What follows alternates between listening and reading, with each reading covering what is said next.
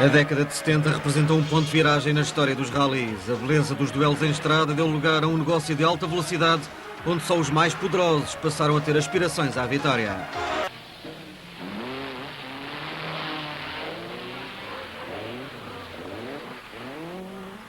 Embora a Saab se mantivesse em ação, servida por pilotos exímios como Erik Carlson, a sua influência ia sendo cada vez menor, deixando aos poucos o protagonismo para outras máquinas mais evoluídas. As estrelas dos rallies eram agora outras: Aro Miklo, o finlandês da Ford, Rauno Aaltonen, estrela da Datsun, Timo Mäkinen, outra arma da Ford. Stig Blomqvist mantinha-se fiel à Saab, enquanto o britânico Roger Clark se sentia como peixe na água ao volante do seu Ford Escort. As provas aumentavam em número e variedade nas características. Só o Monte Carlo se manteve fiel ao seu formato. O ambiente familiar parecia resistir ao fenómeno do profissionalismo.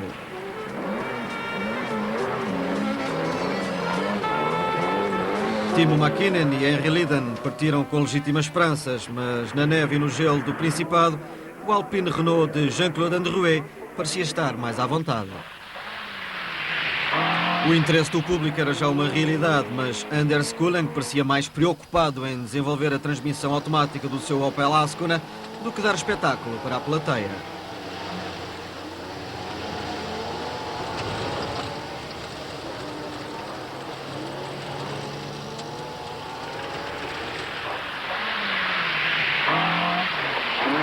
Os rallies tornavam-se cada vez mais mediáticos. A imprensa desenvolvia um novo polo de indiscutível interesse. O colo do Turini já era a imagem de marca do Monte Carlo. No final da noite, os Alpine Renault ocupavam os 3 primeiros lugares. Apesar da luta nas classificativas de neve e gelo, os concorrentes podiam perder tempo nas ligações por estrada abertas ao trânsito.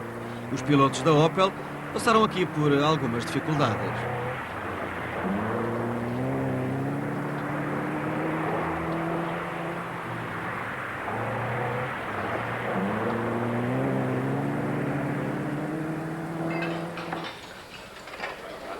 O Monte de 73 ficou célebre por ter sido o primeiro rally da história do Campeonato do Mundo.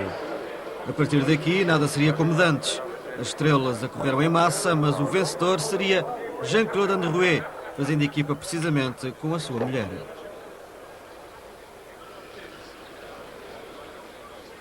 Androuet venceu com 26 segundos de avanço sobre o seu companheiro Anderson. Aro Miklo em Escort foi quarto a mais de 2 minutos de Androuet. Um outro modelo de rally consagrado podia ser encontrado na Grã-Bretanha, o Rally do Rack, disputado nas florestais inglesas, escocesas e do país de Gales. Com início em Harrogate, o rally cedo começou a atrair as atenções dos melhores pilotos mundiais. Harry Karlström, vencedor em 69 e 70 com o Lancia Fulvia, foi o primeiro a sair para a estrada. Depois, Stig Blomqvist em Saab V4. Com o número 3, Björn Valdegar em Porsche 911 S. Estes os principais adversários da armada Score, para um rally que prometia emoção e espetáculo.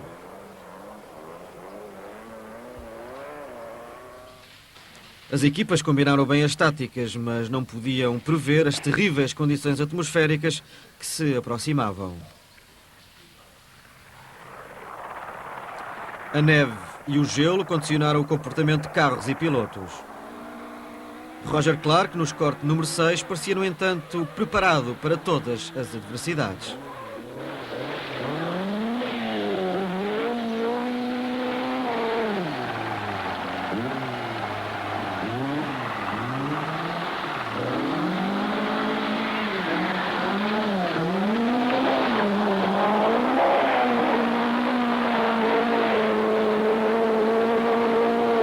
Apesar da boa visibilidade da maior parte das especiais, havia pilotos que se encarregavam de as tornar mais complicadas, como por exemplo Peter Clark.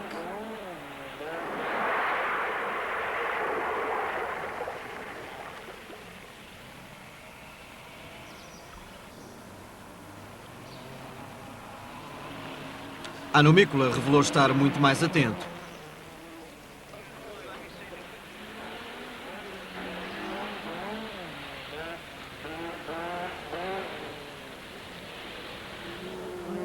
Mas há opiniões para tudo e Gunnar Blomqvist no seu Capri optou por um trajeto intermédio.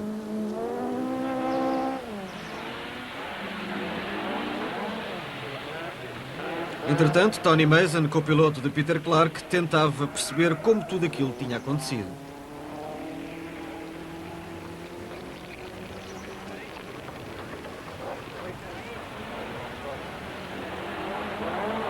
Mas é nas florestais que o RAC se decide. O conhecimento do terreno é essencial, já que as notas são proibidas.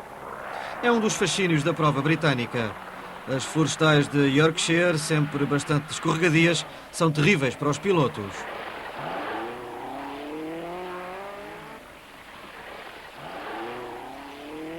Tony Fall perdeu o controle do seu Datsun 240Z e o resultado foi este.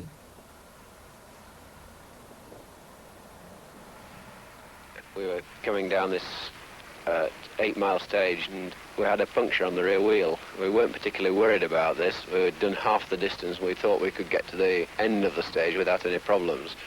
And we're descending a long hill to a very slight T-junction at the bottom and unfortunately, with the flat tyre, the car didn't respond in the way I expected it. Do Yorkshire, o rally seguiu para a Escócia, onde apareceu a neve. O impedimento dos carros utilizarem pneus especiais dificultou ainda mais a tarefa dos concorrentes. O italiano Trombotto em Fiat 124 Spider demonstrava uma grande cautela. Roger Clark, em Escort, sentia-se muito mais à vontade. Mas o mau tempo acabou por ditar as suas leis.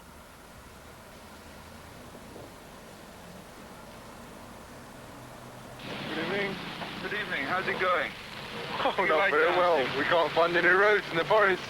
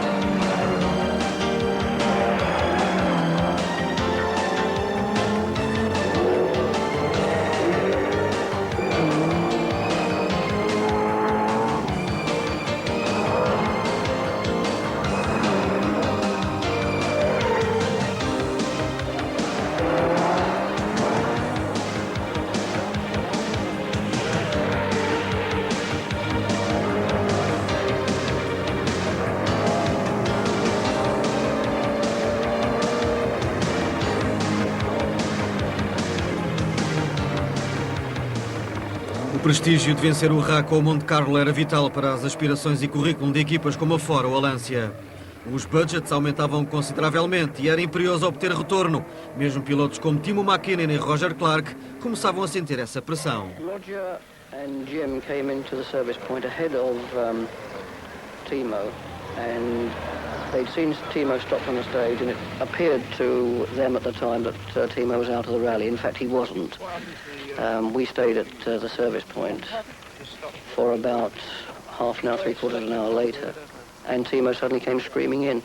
The car's gone fabulously. All I'm a bit niggled is the sort of stupid, false reporting that's been going on by BBC included. What do you mean by that? Today's papers said that we had smashed our gearbox to pieces, which is utter rot. You had some damage to the gearbox, didn't you? None whatsoever. This is what annoyed us. We stopped on a stage, yes, we had selector trouble. We just jammed the... Well, you can't... I can't explain it very well. We jammed the gear lever, really, between second and third, and we couldn't get it out. That was all. Os serviços de assistência e as comunicações, como se pode ver, eram bastante rudimentares.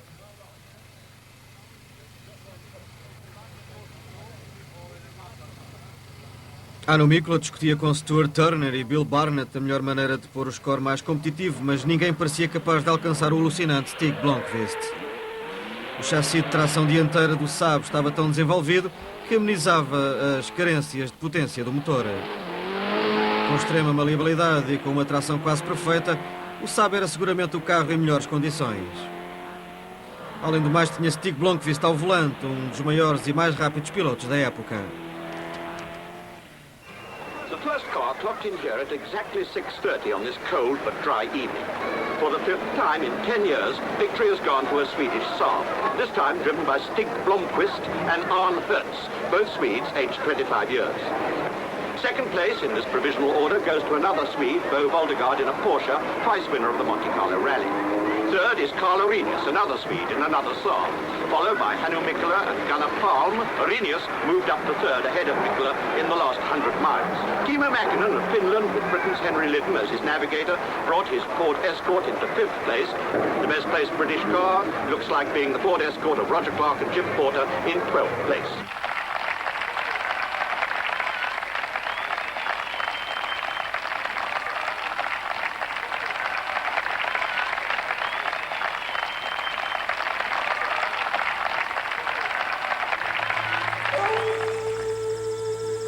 De África vinha ao contraste de provas de alta velocidade como o RAC ou o Monte Carlo.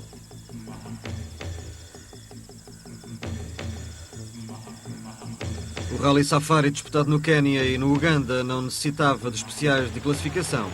As dificuldades das estradas bastavam para selecionar os mais bem preparados e apetrechados. Os europeus tiveram alguma dificuldade de adaptação ao Safari. Só em 72 um não-africano conseguiu vencer o Rally. Para triunfar em África não bastava ter o carro mais potente. Fatores primordiais, a resistência, a robustez e um espírito de aventureiro capaz de suportar 1001 adversidades.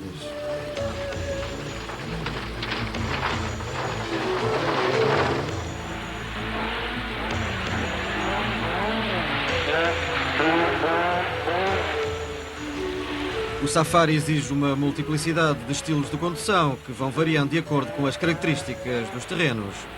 O Safari não é um rally de velocidade pura, só assim se percebendo que carros ultrapassados como os Datsuns e os Peugeots voltassem a ser competitivos.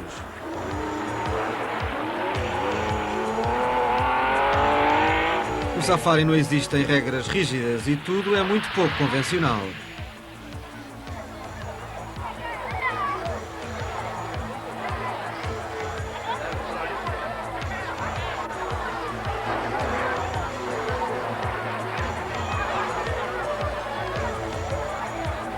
O rally vive do inesperado, o público, o tempo, as estradas. Na maior parte das vezes mais vale ser ponderoso e calculista do que rápido e impulsivo. É aí que os pilotos locais levam a melhor.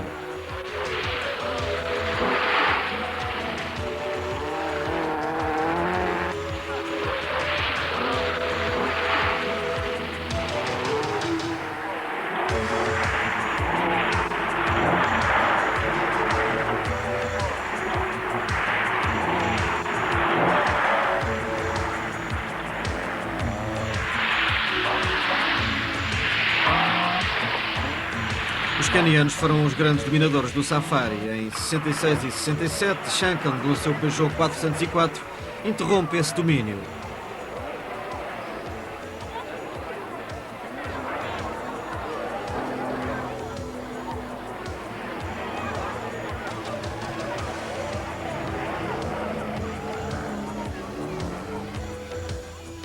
As neutralizações são frequentes, principalmente quando se tem de atravessar rios a bordo de um ferry. Um processo vagaroso e é fácil perceber porquê. Minutos e não segundos são perdidos em situações como esta.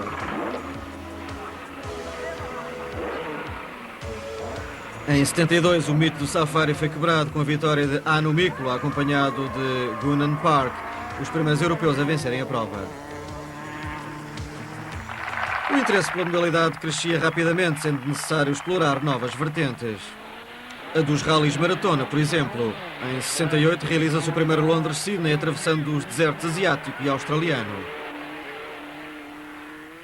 Mas o mais famoso de todos foi o Daily Mirror World Cup Rally em 1970. Durante 5 semanas os participantes ligaram Londres à cidade do México. A prova garantiu nomes importantes dos rallies e mesmo a estrela do futebol Jimmy Greaves não resistiu à tentação desta aventura.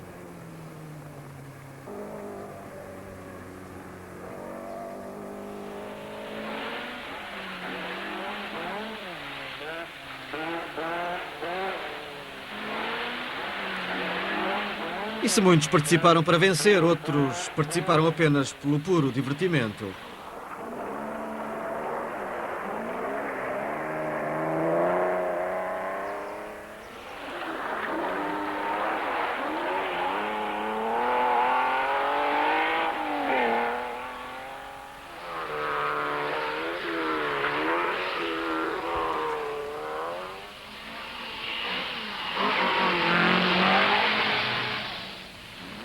Uma grande variedade de carros participantes deste Rolls-Royce foi dar um belo passeio.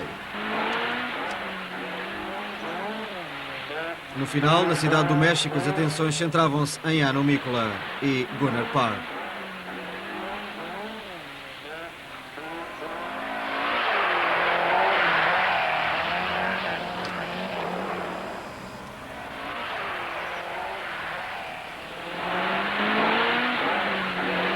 A dupla nórdica tinha mais uma vez comprovado toda a sua categoria e também a grande fiabilidade do Score RS.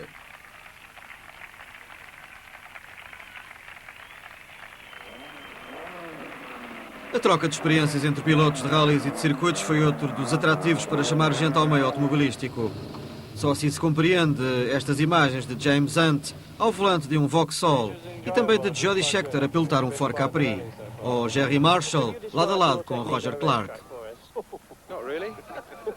Shouldn't think anybody could. Esta era a volta à Grã-Bretanha de 74. Tony Fall, o piloto mais credenciado, reunia favoritismo. A prova era uma mistura de corridas em circuitos, especiais de rally e autotestes.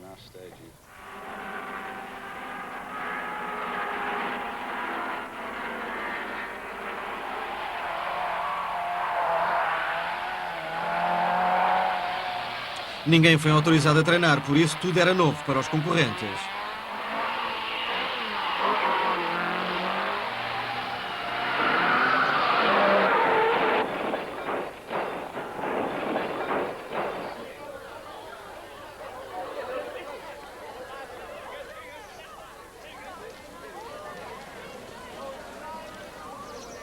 A prova foi marcada por vários acidentes. No final, Roger Clark assegurou a vitória.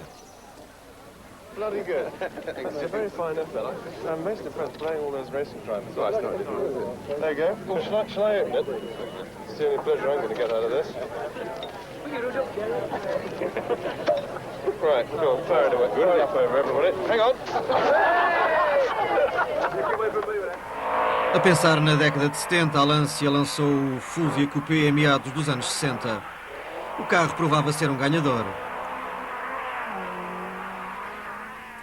O HF de 1.6 litros, motor B4 e tração dianteira roçava a perfeição. Com uma caixa de 5 velocidades, o HF foi desenvolvido por pilotos de primeira linha como Simo Lampinen, Harry Karlström e Sandro Munari.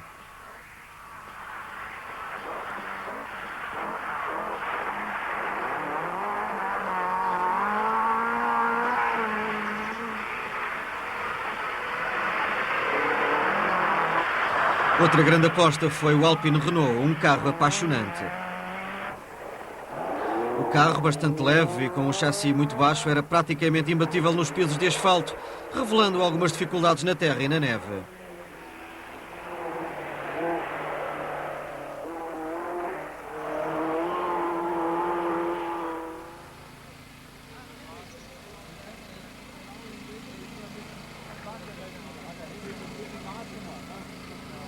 Jean Ragnotti e Jean-Pierre Nicolas foram os seus pilotos de ponta. A Ford apostou na Grã-Bretanha e na Escandinávia. Baseado na fábrica de Bottenham, o staff da Ford conseguiu, a partir de 68, tornar competitivos os seus modelos desportivos, embora os cortes se assemelhassem bastante aos modelos citadinos. O que é certo é que se transformariam numas máquinas ganhadoras. O RS 1600 aparecia em 70 com um motor Twin Cam de 16 válvulas. O motor era leve e bastante potente. O RAC de 72 entrou para a história da Ford. Dos 4 carros presentes à partida, só um chegou ao final da primeira noite.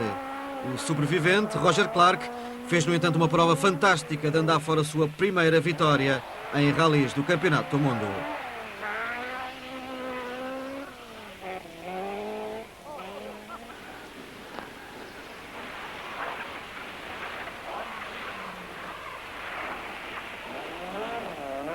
Foi a primeira de uma longa série de 8 vitórias consecutivas da Ford no RAC.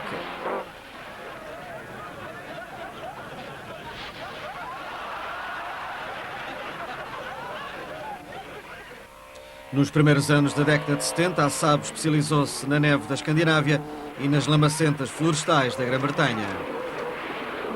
Depois de ter ganho o RAC de 71, Stig Blomqvist venceu o Rally dos Mil Lagos na Finlândia e conseguiu um hat-trick na Suécia. Tão bem preparados como os seus rivais, os Saab ficavam, no entanto, a perder na potência dos seus motores. O Saab 96 B4 tinha os dias contados como carro ganhador.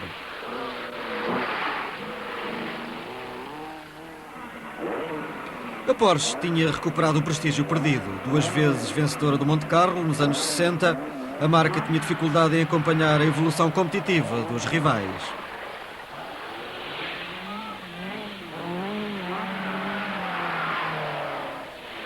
A Datsun, com a enorme 240Z Sport Coupé, estava mais vocacionada para as provas africanas. A marca japonesa venceu o Safari em 71 e 73.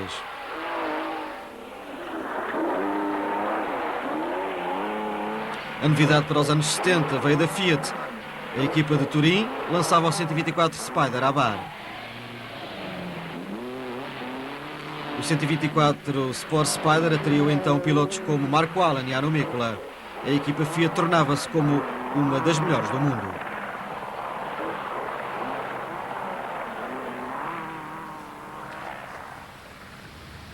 A crise energética de 73 e 74 travou um pouco o aparecimento de novos modelos. No entanto, o aparecimento do Lancia Stratos mudaria completamente o sentido da modalidade. O sensacional Stratos era o primeiro carro pensado e construído especialmente para os rallies. Sandro Munari foi o seu primeiro piloto. Campeão em 74 e 76, o Stratos era o carro referência. A máquina que todas as equipas sonhavam construir. O Stratos era tão eficiente na terra como no asfalto. A sua tração e versatilidade não se comparavam às dos rivais. O seu motor Ferrari B6 exigia aos pilotos uma condução atenta e desgastante. Lancia Stratos, um carro que maravilhou o mundo dos rallies.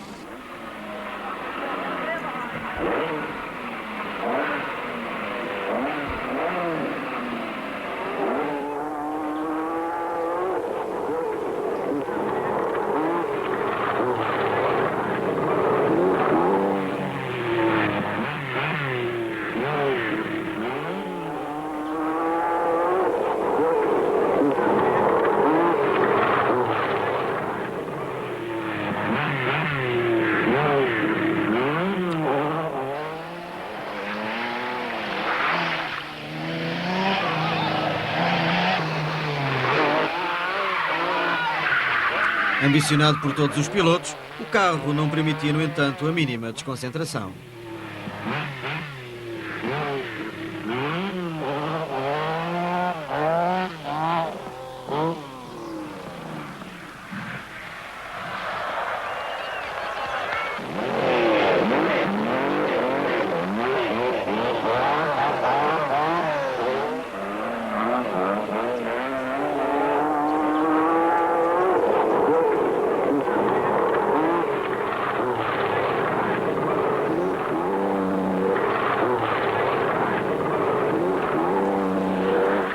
A mudança de regulamentação liquidou os Stratos. Em 69 a Fiat compra a Lancia e, inevitavelmente, as duas equipas começaram a trabalhar para o mesmo fim.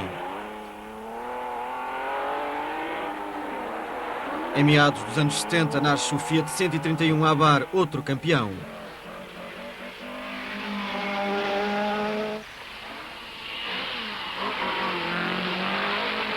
O profissionalismo torna-se mais refinado. O grande rival do Abarth é o Score RS.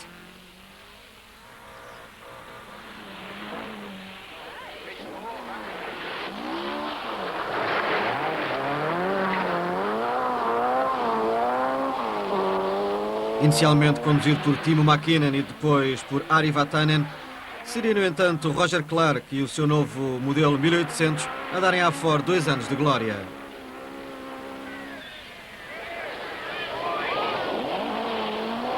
No campeonato britânico, Roger vence prova atrás de prova. O marketing acompanhava também cada vez mais esta modalidade.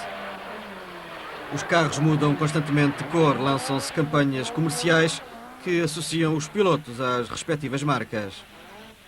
Até a conservadora Saab adere a este movimento, aumentando drasticamente as suas vendas.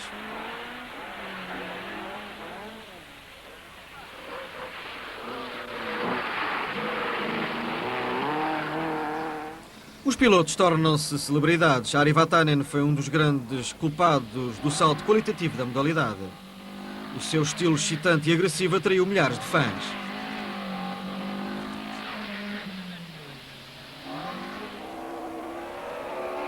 David Sutton construiu os melhores scores não oficiais do mundo, sendo também um magnífico olheiro de novos talentos. Um deles, Pentti Arikala, aqui em ação no Rally da Escócia, em 76.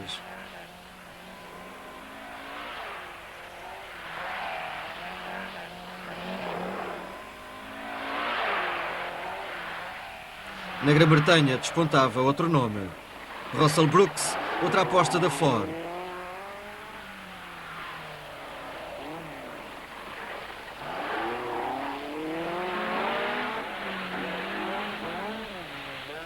Ari Vatanen sagrou-se campeão britânico, apesar de alguns sustos e histórias bem curiosas.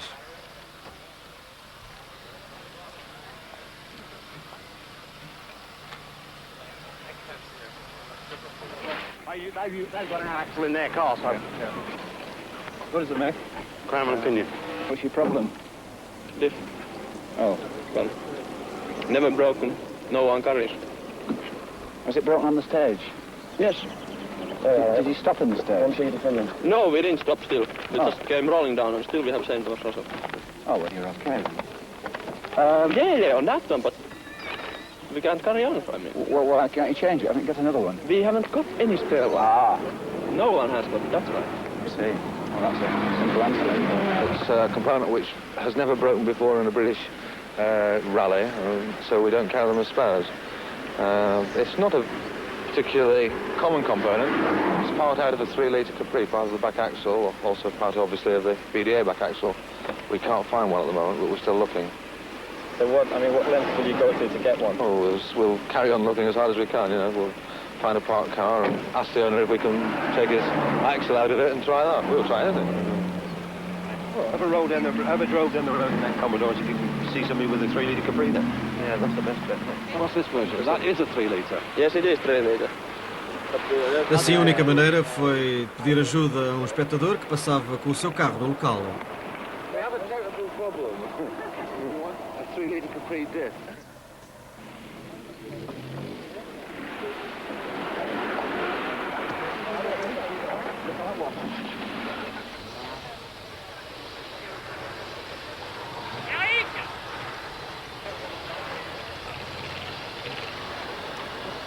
You were first 3-litre Capri. We have tried everything, helicopter and everything.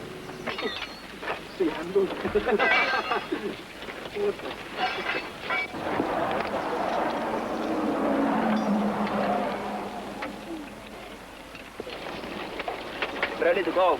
Can I start? Yes.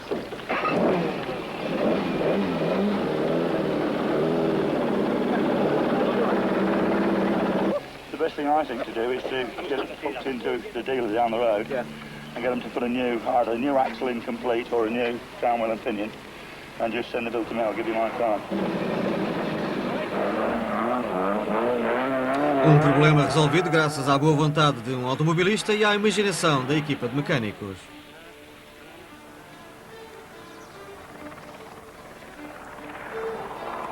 Em meados dos anos 70 era muito excitante assistir a um rally. A competição era dura e equilibrada e isso, como é natural, agradava aos espectadores. Foram anos de ouro da modalidade.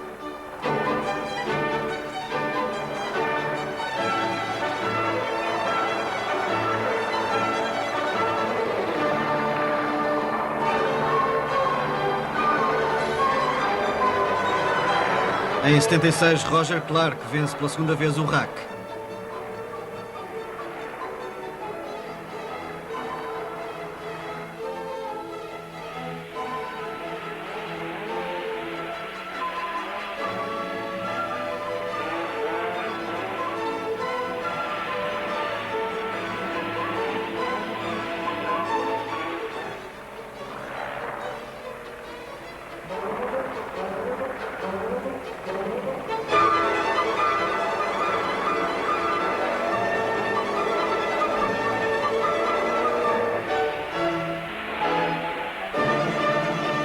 Em 77 e 78 foram anos de luta intensa entre a Fiat e a Ford. Foi logo após o desaparecimento dos Stratos. Mesmo continuando a ter muitos fãs, a Saab perdia cada vez mais terreno.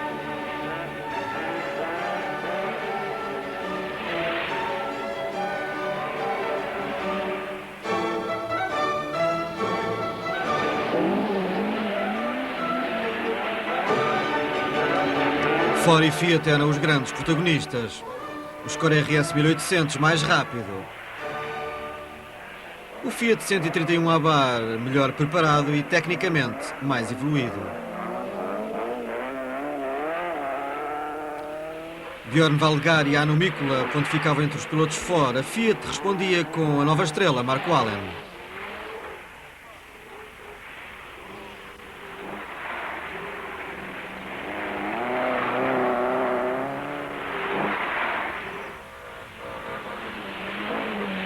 A Ford preferia pisos mais escorregadios. O Fiat revelava-se quase imbatível no asfalto. Isto em teoria, porque na prática várias vezes o resultado foi completamente diferente. Em 77 a Ford vence com alguma surpresa o Rally dos Mil Lagos.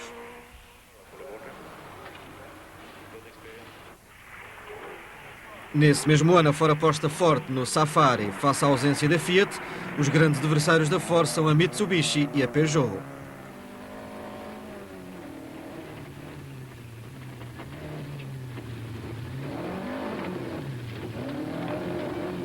Mas no Safari não se podem fazer contas nem grandes previsões. A sorte é fator decisivo, talvez mais que uma boa leitura de notas ou uma correta escolha de pneus.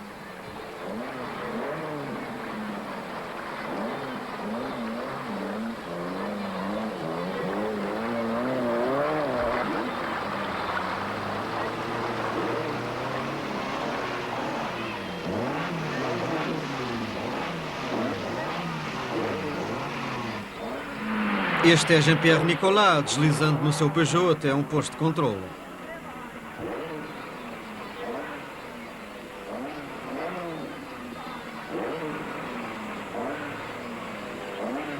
O copiloto Jean Todt parece um tanto infeliz. Uma realidade bem diferente daquela que viveria anos mais tarde como diretor desportivo da Peugeot Motorsport.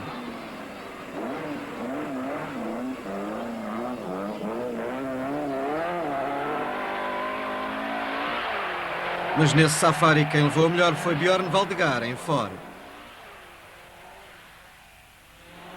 A Fiat conquistava o campeonato, mas a Ford obteve vitórias importantes, lançando Valdgar para o estrelato.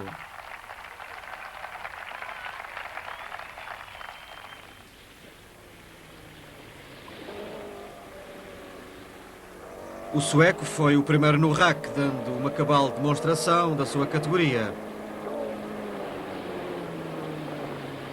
Uma categoria bem evidente em todo o tipo de pisos.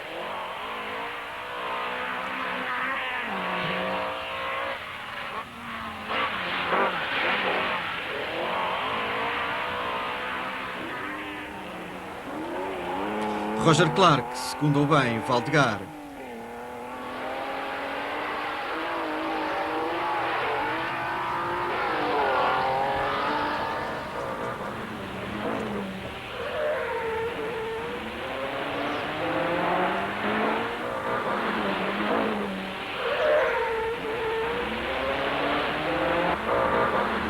A Ford triunfou no Safari, na Acrópole, nos Mil Lagos e no RAC, mas isso não foi suficiente para conquistar o título mundial de construtores. A Fiat alcançou 5 vitórias, todas por pilotos diferentes: Allan, Bakele, Salonen, Androuet e Darniche. O poder do coletivo superiorizou-se ao one-man show da Ford.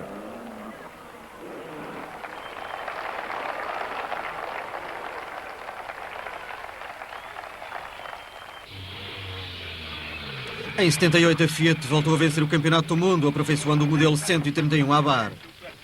O carro estava agora melhor equilibrado, mais robusto e facilmente regulável para todo o tipo de pisos.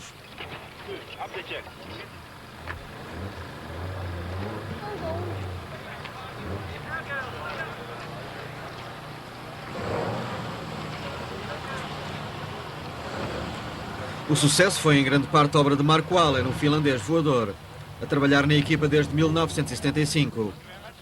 Ainda quando esta utilizava o 124 Spider, a transição para o 131 foi um autêntico êxito.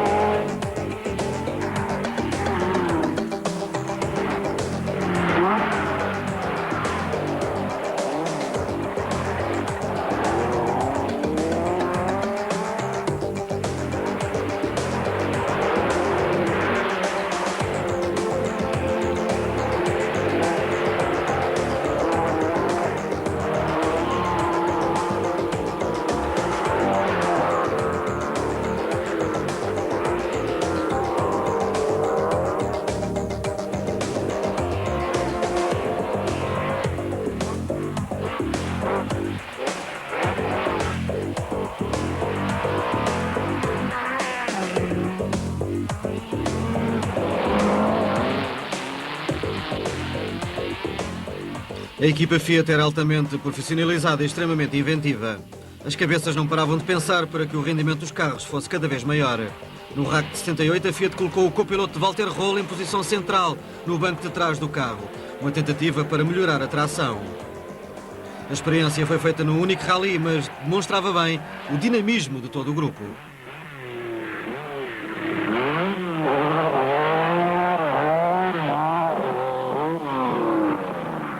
No mesmo RAC, Marco Allen convenceu os seus patrões a voltar a tirar os Stratos da garagem.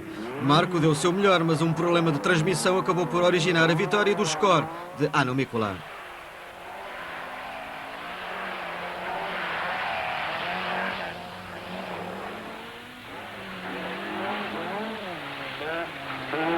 O Ford deu sempre exemplos de grande versatilidade. Muitas vezes os Ford privados foram superiores aos de fábrica. Guiando para David Sutton, Mikkola venceu com autoridade o RAC. Hannu e Arne Hertz estavam naturalmente felicíssimos.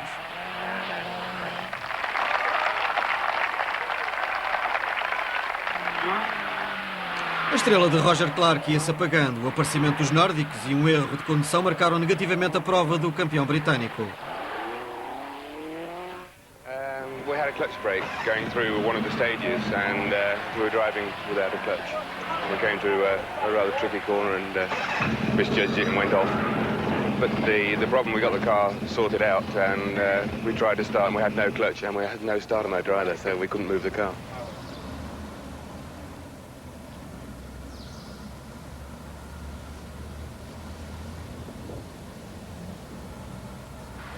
Por esta altura, outra aposta britânica estava prestes a ser lançada, o Vauxhall Chevette HS. A Dealer Team Vauxhall estava determinada a bater a Ford. No motor 16 válvulas Twin Cam Chevette residiam todas as esperanças. A Vauxhall entregou os testes do Chevette a Penty e Arikala.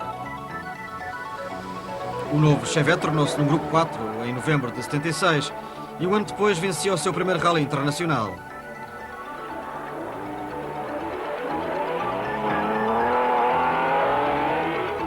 O carro mostrava-se competitivo, entusiasmando os seus criadores e a imprensa especializada, a quem foi dada uma oportunidade de assistir ao vivo às suas potencialidades.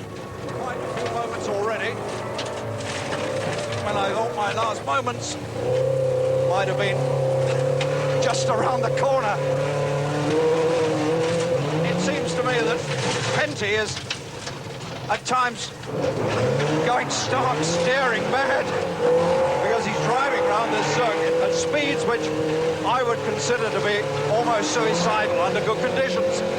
But in fact, he's taking this car around this extraordinary mud-rutted, frozen surface at the most extraordinary speeds, and at times it really is, to me anyway, terrifying, because you go into bends at speeds where I would think the car is bound to come off the road. Sometimes we hit dips. If I weren't strapped in, I'd be through the roof.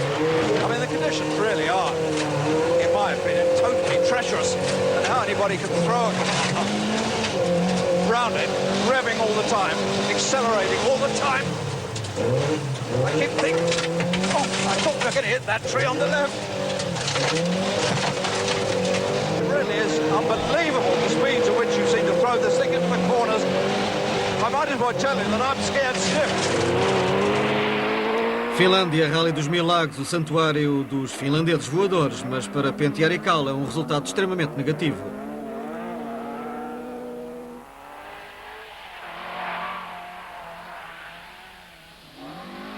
A mecânica do Vauxhall não resistiu à dureza e exigência de uma prova do Campeonato do Mundo.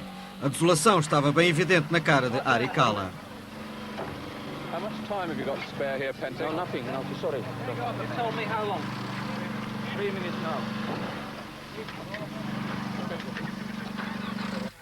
O RAC é sempre um rally extremamente competitivo. Penty e o seu Vauxhall e Russell Brooks e o seu Score travavam duelos interessantes durante o ano.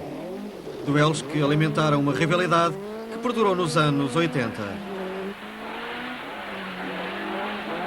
Em 78, os dois ficaram separados por breves segundos. Prova, o RAC.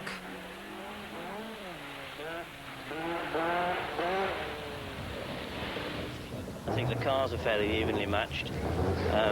I think the Vauxhall actually had the legs on the Escort in terms of speed at the beginning of the year, but not reliability. But if anything, we've caught up a little bit in speed, and the Vauxhall, of course, has got more reliable, so it makes it a very, very tense situation.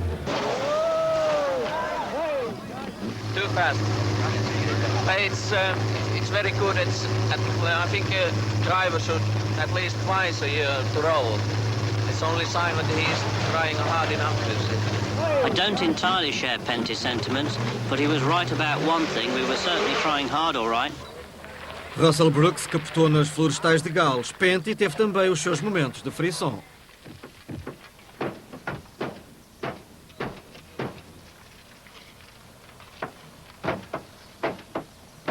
Can you tell us what happened here, Penty? Oh, I think you can see it. But we just tried too fast. She went very sideways, and we were so small ditch. It took the car and it rolled.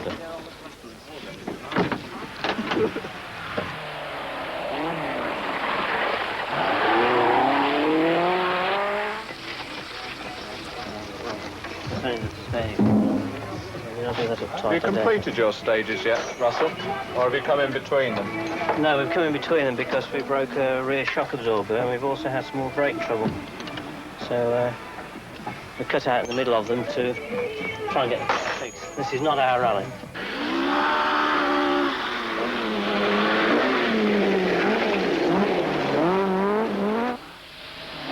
Penty ganhou com o Vauxhall a primeira prova do Open Series de 78, com Russell em segundo lugar. Mas depois, Anu Mikula, com 3 triunfos consecutivos, passava definitivamente para a frente, conquistando o campeonato. Os cordes apareciam em todo o lado e pintados com as mais variadas cores. Ari Vatanen era o nome cartaz.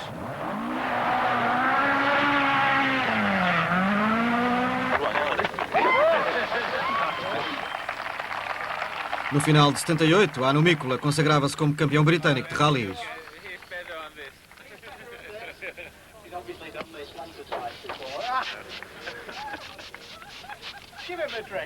Depois de uma ausência de alguns anos, a British Leyland regressou à competição em meados dos anos 70, mas teve grandes dificuldades em tornar os seus carros competitivos. O Triumph Dolomite era uma máquina fiável, mas nunca foi um ganhador. Em 76, a fábrica lança o TR7. Renovado em 78, com o motor V8, o Triumph muda de nome. TR7 V8 é talvez o carro mais rápido do campeonato britânico.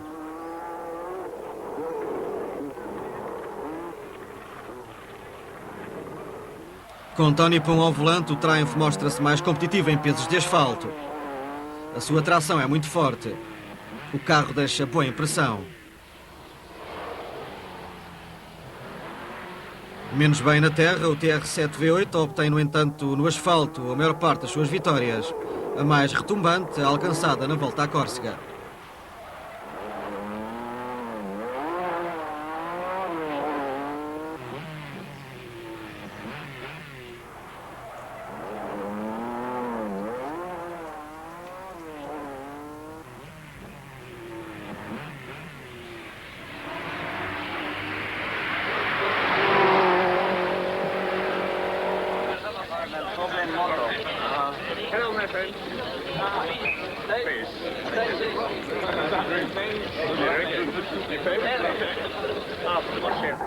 E quanto aos outros, que planos faziam?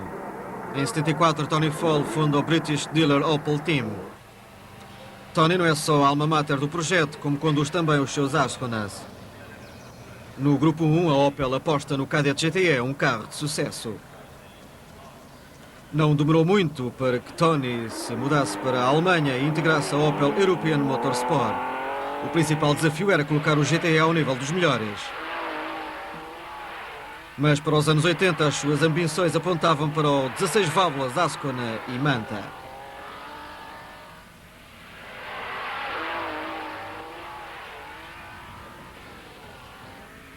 Em meados dos anos 70 a Datsun troca o 240Z Coupé pelos pequenos e barulhentos Violet Saloons. Andy Dawson deixou a Ford para se dedicar a estas máquinas alimentadas por motores de 4 cilindros. A evolução foi bem sucedida. Os Violet tornavam-se tão rápidos como as referências Fiat e Ford. A equipa Toyota de Ove Anderson continuava sediada na Bélgica. Os Coupé Celica eram os modelos preferidos. Principal objetivo, as provas de todo o terreno. Mas quando os Toyotas eram conduzidos por homens como Anu Mikula, tornavam-se competitivos em todo o tipo de competições. Nos anos 70, a Saab abandona os B4, concentrando a sua atenção nos modelos 99.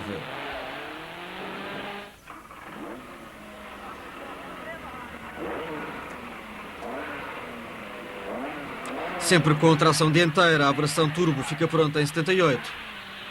Stig Blomqvist e Per Eklund são os pilotos cartaz da marca sueca. Os rallies tornam-se um negócio cada vez mais profissionalizado, mas nem sempre tudo corria como previsto. Yes, well, the car's quick. If I can learn how to drive it, we'll be all right.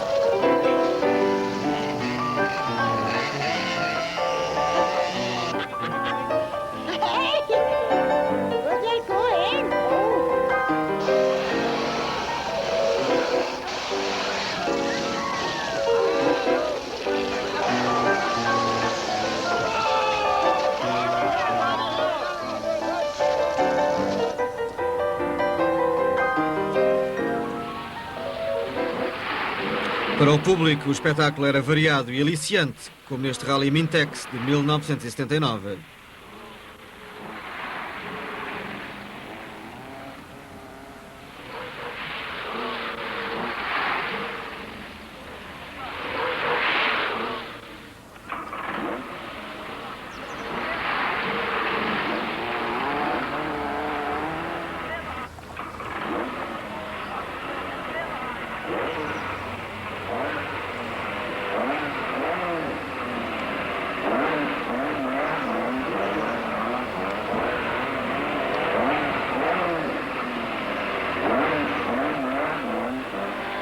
O Saab 99 Turbo era sólido, estável e de fácil condução.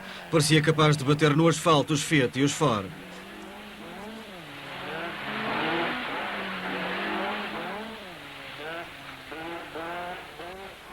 O Triumph TR7 tinha um estilo agressivo, mas nem sempre foi bem sucedido. O jovem promissor Malcolm Wilson conseguiu, entretanto, arranjar com facilidade patrocínios para o seu score. A qualidade de Malcolm não deixava dúvidas.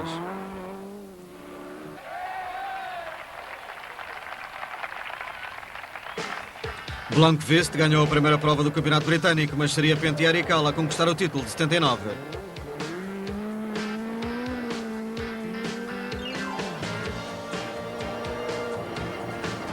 Em menos de uma década, os rallies passavam de um simples divertimento a um negócio 100% profissional. As marcas investiam forte, os testes sucediam-se para que, na hora certa, esse investimento tivesse o maior retorno possível.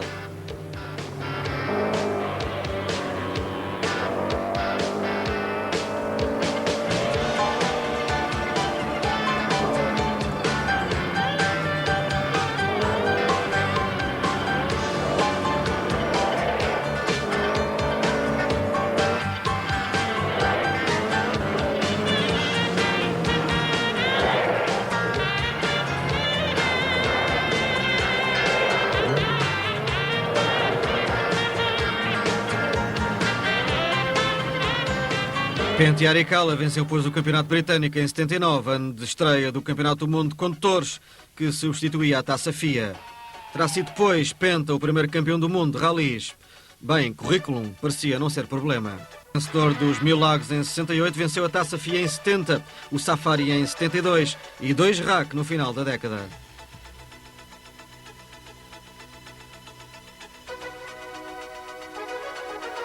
Bjorn Valdegar venceu 2 Monte Carlo com a Porsche, 3 provas do Mundial com a Lancia, juntando-se depois à Ford, onde foi o seu piloto mais vitorioso em 77.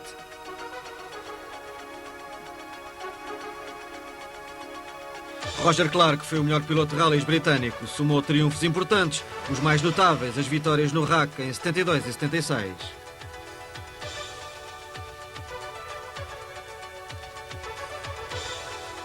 Ari Vatanen explodiu em 75, venceu o Campeonato Britânico em 76, subindo então à alta roda mundial no ano seguinte, primeiro com a Ford, depois com a Peugeot, onde se consagrou como um dos melhores do mundo. O alemão Walter Röhrl guiou para a Opel até passar para a Fiat em 78, conquistou então 2 campeonatos do mundo, vencendo por 4 vezes o Rally de Monte Carlo.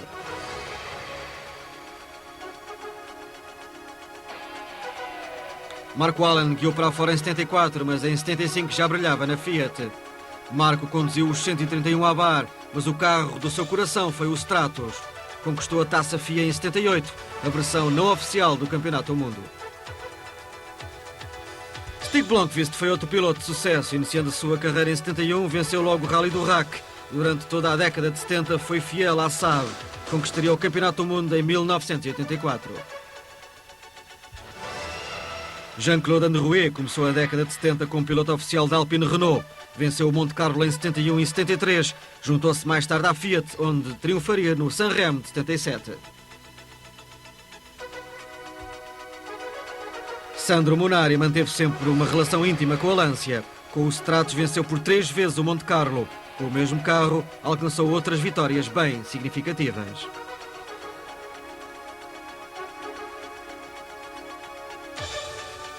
Shekarmet é um especialista do Safari, venceu a prova caniana em 73, obtendo mais tarde 4 triunfos consecutivos, de 79 a 82, sempre ao volante de um Datsun.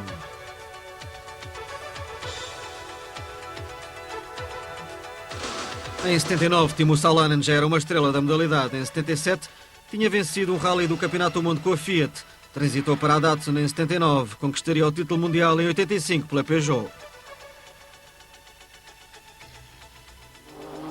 A primeira edição oficial do Campeonato do Mundo de Rallys disputou-se em 79, resultando num duelo emocionante entre a Ford e a Fiat, e ainda a Datsun. Bernard Darniche, no Stratos privado, foi brilhante na derradeira noite do Monte Carlo.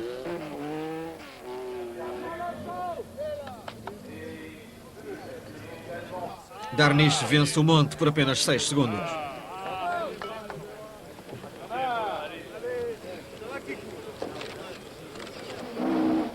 Valdegar liderou durante 29 classificativas, mas um problema mecânico no Ford desviou o caminho do sucesso para o Stratos azul de Darniche.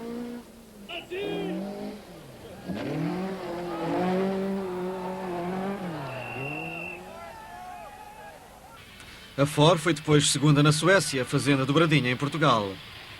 Ausente no Safari, a Ford regressa em grande na Acrópole. 4 dias e 4 noites aguardavam o que seria um quente duelo entre a Ford e a Lancia de Darniche.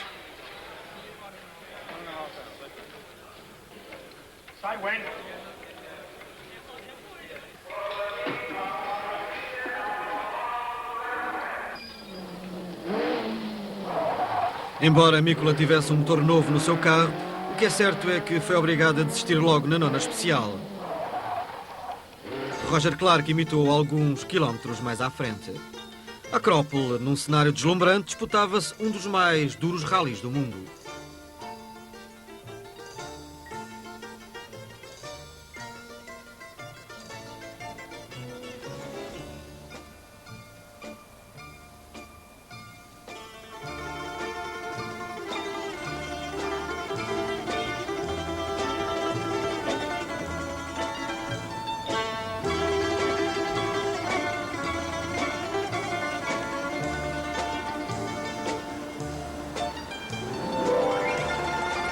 Embora a Ford liderasse logo de início, o Stratos nunca andou longe. Ambos os carros eram rápidos e fortes. O fator sorte seria decisivo.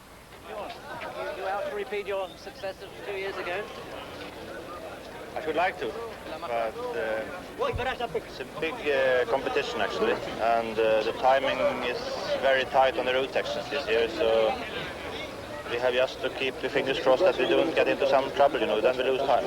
It's much tighter than it was when you were here last, is it? Very tough. I feel it is a bit too tough. We have to go flat out even through villages. Aos poucos o Stratos foi se aproximando mais e mais, mas a luta entre um privado e uma equipa de fábrica é sempre uma luta desigual. Uma batida forte do lado do condutor diminuiu as potencialidades do Lancia.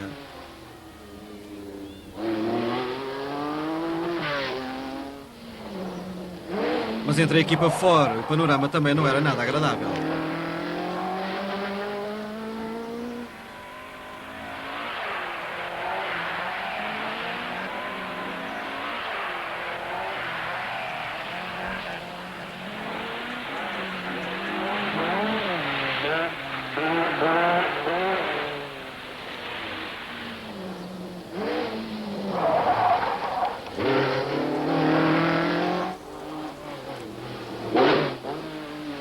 O Stratos em recuperação, mas aqui já Bernard Darniche tinha saído da estrada.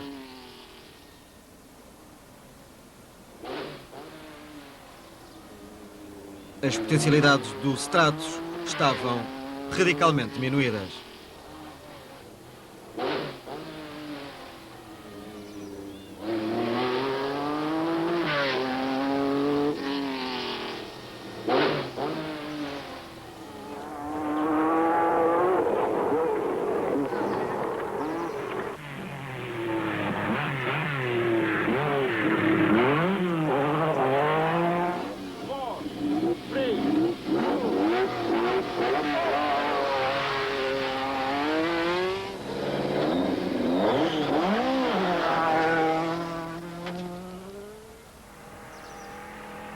Apesar da sua organização, a equipa Ford não estava descansada. O rally era muito duro.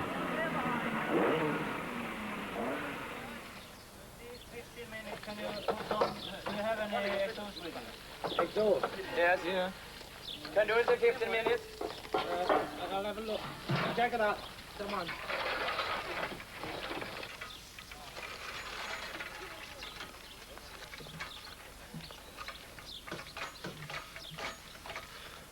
I can put one on, but they won't stay on, that's the problem. Not at all. Well, I'll try and wire it on. Can I weld it on? I'll finish these tyres off, Gordon, yourself. Yeah, where's the centre part? Very hard night. Very big fight with Danish. You know, I lost time when I had 2 punctures on one stage, and it was equal.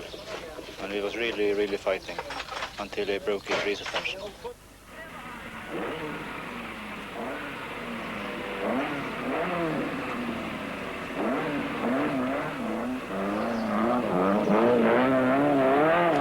A suspensão do Lancia Stratos arruinou as esperanças de Bernard Arniche, possibilitando assim a Valdegar festejar no pódio de Atenas.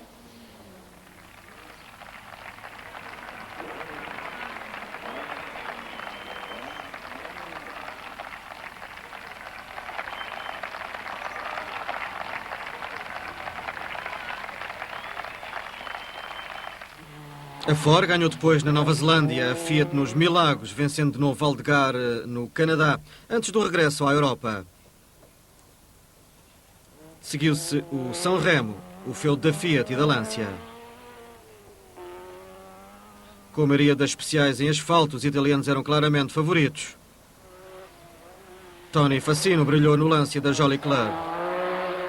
A sua vitória embaraçou um pouco a Fiat, para quem os 131 Abar eram pouco mais que invencíveis.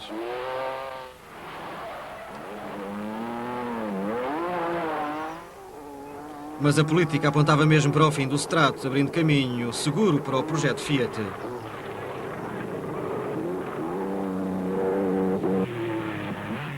O triunfo de Fassino tornou-se assim um pouco embaraçoso, amenizado pelo facto de ser um filho da terra a alcançar o primeiro lugar.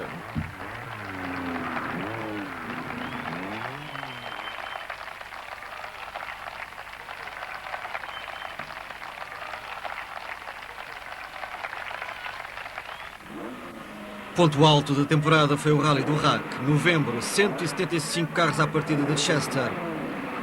A Ford tinha já garantido o título mundial de construtores, pensando já no novo carro para substituir o Score. 7 Scores de fábricas estiveram à partida lutando contra o Stratos de Allen. O 131 de Walter Röhrl e o Saab 99 de Blomqvist.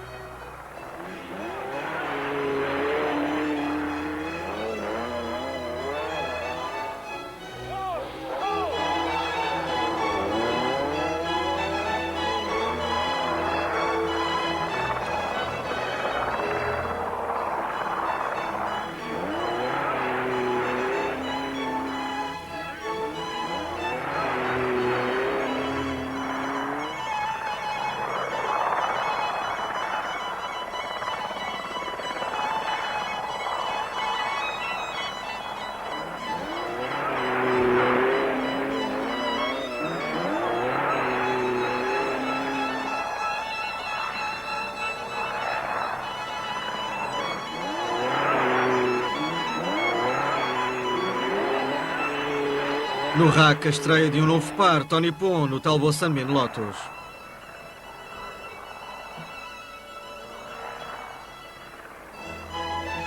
A Toyota com os Celica pouco adaptados ao asfalto escorregadio.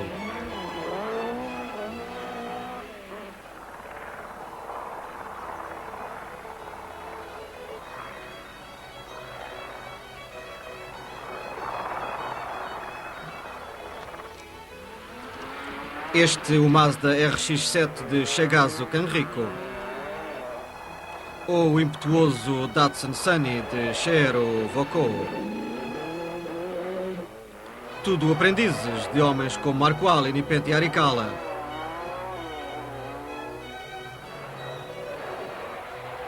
Só que alguns eram mesmo maus alunos.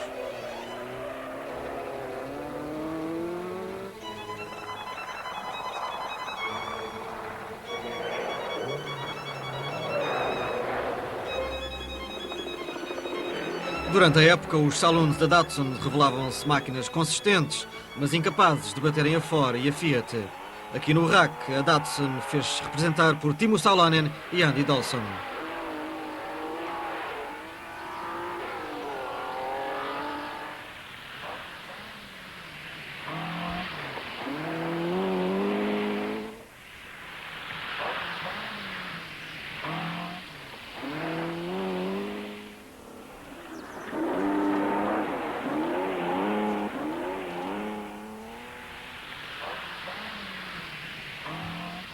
Apesar da armada Ford, o favorito do público era o Stratos de Marco Allen.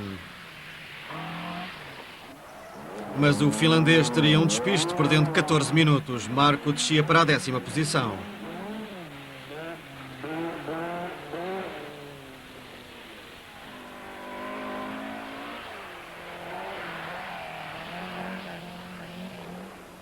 No RAC é usual aparecerem dificuldades de vária ordem. O nevoeiro, a neve, são algumas delas. A Ford estava na frente, mas não estava segura. All luck I had earlier this year, I think I lost it all this night. But that's the game. What went wrong? What's gone wrong? We got a puncture on one long stage before Kilder. And when we should jack it up, the jack broke down. And it took us a bit more than 6 minutes to get it going again. Yeah, there's, Hannu is on its own and the rest is then comes behind. So you're in second place, though? Yes, but, the gap is very big. So, Mr. Mikkola is fantastic. As classificativas de Lake District são espetaculares, mas o líder Anu Mikkola não tinha tempo para apreciar a paisagem.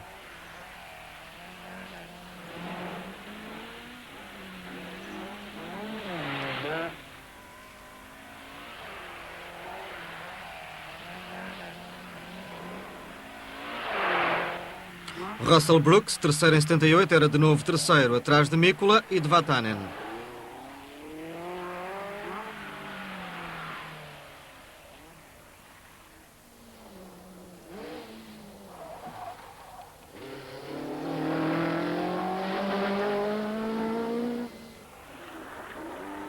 Sem qualquer hipótese de vitória, surgia a equipa Datsun.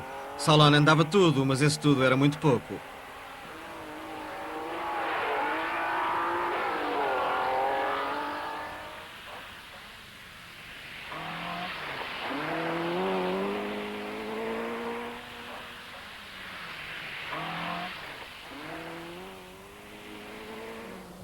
A caminho da última noite de registar os abandonos de Tony Pon e de Roger Clark.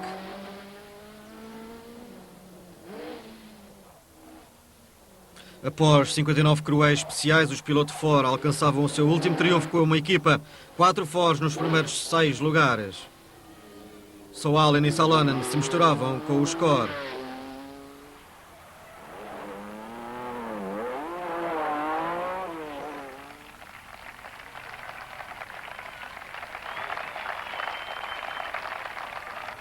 Anu Mikkola conquistava a sua segunda vitória consecutiva no RAC, enquanto que para Peter Ashcroft era o fim de uma era. Well, yeah, I'll be sad to see the team as it is break up, Bjorn go to somebody else, and the drivers disappear to drive for other manufacturers, obviously. But I mean, we've got to do development for a new vehicle, and regulations change in 82, so I think it's the right thing to do is stop when we're winning. Embora só terminasse em 9º lugar no RAC, Bjorn Valdgar sagrar-se-ia oficialmente o primeiro campeão do mundo de rallies. Final de época, final de uma década de ouro, mas os anos 80 seriam ainda mais alucinantes para a modalidade.